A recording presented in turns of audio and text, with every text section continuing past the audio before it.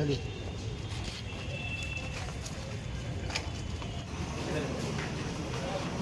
सनत जी हटो ना यार।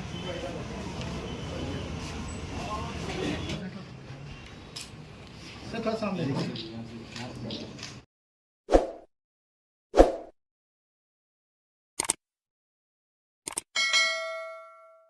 था क्या उसमें मामला? कल शाम में एक जानकारी मिली थी कि जो इस क्षेत्र का एक कुख्यात डकैत है, जिसका जो यहाँ पर कुख्यात बाबर के नाम से कुख्यात है, उसके बारे में जानकारी मिल रही थी कि वो अपनी एक टीम को कलेक्ट कर रहा है जो दालगोला के निश्चित पूर्व में वहाँ पे वो लोग सेलेक्ट हुए हैं और उनका प्लान है कि पूर्णिया क्षेत्र में कोई बड़ी घटना घटने का।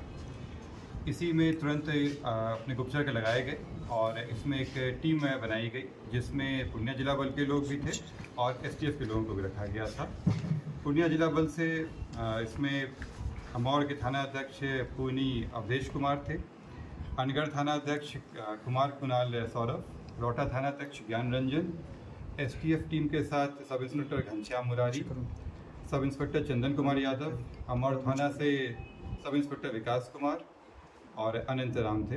साथ ही जेसी 814 संतोष कुमार, जेसी 986 मुकेश कुमार, जेसी 26 आनंद प्रियदर्शी, जेसी 1355 मुजाहिदुल इस्लाम थे। इसके अलावा पूर्णिया जिला के अन्य अधिकारी और फोर्स थे। जानकारी के हिसाब से जब टीम बनाई गई थी तो जानकारी मिली कि ये अमौर के एक गरहरा गांव में डकैती करने जा रहे हैं।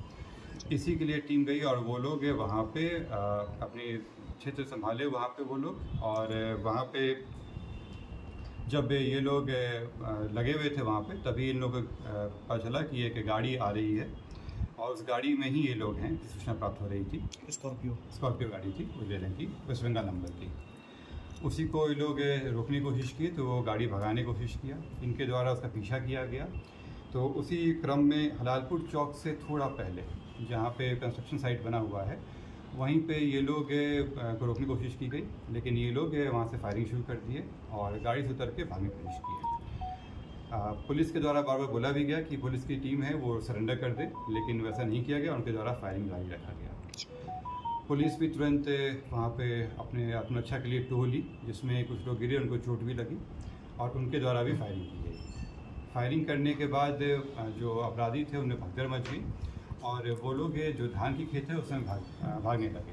करीब 6-7 संख्या में लोग थे जो खेत में भाग रहे थे। उनको पकड़ा गया, चैलेंज करके पकड़ा गया और जब अंधेरा में ही टॉर्च की रोशनी से देखा गया तो एक व्यक्ति को मुंह के बल पे गिरा हुआ पाया गया और उसके पास एक हाथ में पिस्टल था और दूसरे हाथ में कार्बाइन पाया गया। उसमें जो पकड़ाए लोगों थे उनसे पता किया गया तो पता चला कि यही वो व्यक्ति है, मोहम्मद आदिल उर्फ बाबर।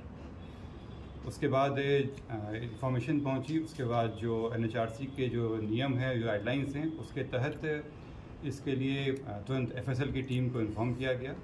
FSL की टीम भागलपुर से आई, साथ ही शव के इंक्वेस्ट के लिए वहाँ पे जो SDO हैं बायसी वो आई, उनके समक्ष में हुआ। साथ ही डेड बॉडी चालान भी बनाया गया। FSL की टीम के द्वारा वहाँ पे जांच किया गया, जो चीज़ें थी उसकी रिकॉर्डिंग की गई, सभी चीज़ें रिकॉर्ड में की गई हैं। उसके बाद शव का जांच भी किया गया, उसके बाद से रिकवरी वगैरह भी हुआ। क्या सब रिकवरी हुआ? मैं बता सर कितना पुलिस में मामला दर्ज था? मैं बता दूँ, सब डिटेल्स आ रहा हूँ। जब ये सब कुछ हो गया उसके बाद सुबह में डेड बॉडी को भेजा गया है पोस्टमार्टम के लिए। मैं आपको बता दूं कि जो बाबर है इस पर करीब 1 दर्जन से ज़्यादा केस हैं, ज़्यादातर डकैती के केस हैं। ये 2016 से ही एक्टिव था।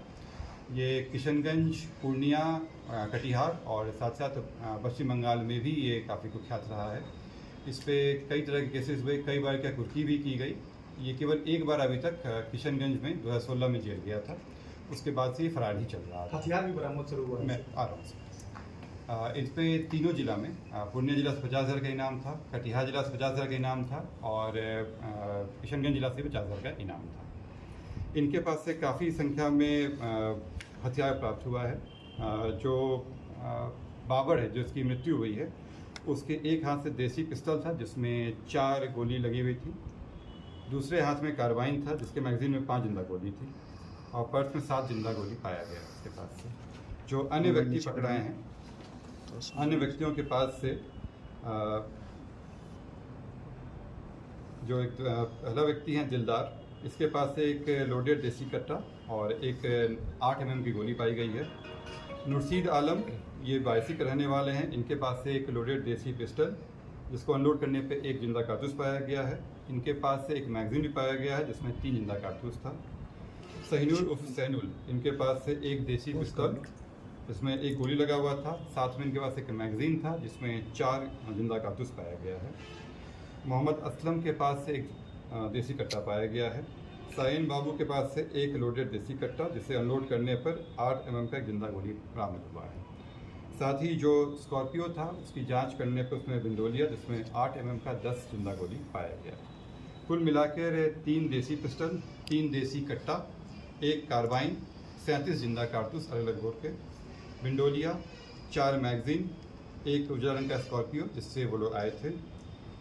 जब उस जगह का जांच वगैरह भी किया गया तो एफएसएल की टीम के समक्ष में 9 mm का एक जिंदा गोली पाया गया, 315 का एक खाली खोखा, 303 का एक खाली खोखा, 9 mm का 3 खाली खोखा पाया गया, 7.62 mm का 4 खाली खोखा, 7.65 mm का एक खाली खोखा पाया गया। ये लोग की प्लानिंग क्या थी सर? ये लोग जो यहाँ पे अमौर गांव में गरहरा गांव है उसमें ये लोग डकैती करने जा रहे थे।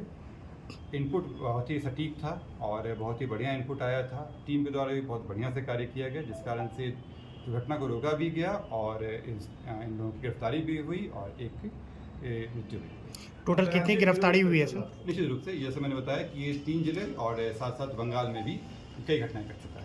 अच्छा, बंगाल में भी इन पर इनाम है क्या? जरूरत था क्या? कि जब इनको वहाँ पे रोका गया वहाँ पे तो फायरिंग करना शुरू कर दिए और फायरिंग करने के बाद जब पुलिस टीम के द्वारा अपना एक शील्ड बनाया गया उसमें तब भी इनकी फायरिंग चलती रही। तब पुलिस को फायरिंग करना पड़ा और तब ये लोग भागना चाहिए। पुलिस के द्वारा कितने राउंड फायरिंग की गई? करीब 11 राउंड और इन अपराधियों लोग के द्वारा करीब 20-25 राउंड गोली। अच्छा, बंगाल में भी इन पे इनाम घोषित है क्या? ये हम लोग पता करने की कोशिश कर रहे हैं। बिहार में फिलहाल 3 जिलों में 50-50 हज़ार के इनाम घोषित है, यानी टोटल 1.5 लाख। सर रात में कितने बजे घटना घटी है? ये करीब 11 बजे के आसपास घटना है। वहाँ से कितना बंगाल जैसे मैंने बताया आपको, 1 मिनट सर जी बताइए। क्योंकि ये पुलिस इनकाउंटर का मामला है, हॉटचेस्ट में हुआ है, तो जो गाइडलाइंस हैं उसके तहत एफएसएल के द्वारा जितने भी हथियार का इस्तेमाल किया गया था उन लोगों के द्वारा भी और जो पुलिस बल के द्वारा भी उसको जब्त कर लिया गया है। उसकी जांच के लिए एफएसएल को भेज दिया गया है। एफएसएल की टीम लगी हुई है, वो मानक के अनुसार ही इसमें किया गया है। जितने भी लोग उस टीम में थे उनके हथियार जब्त किए गए हैं। साथ ही जो वहाँ पे कारतूस मिला है, खोखा मिला है और जो उनके हथियार पाए गए हैं उनको भी एफएसएल को सुपुर्द कर दिया गया है।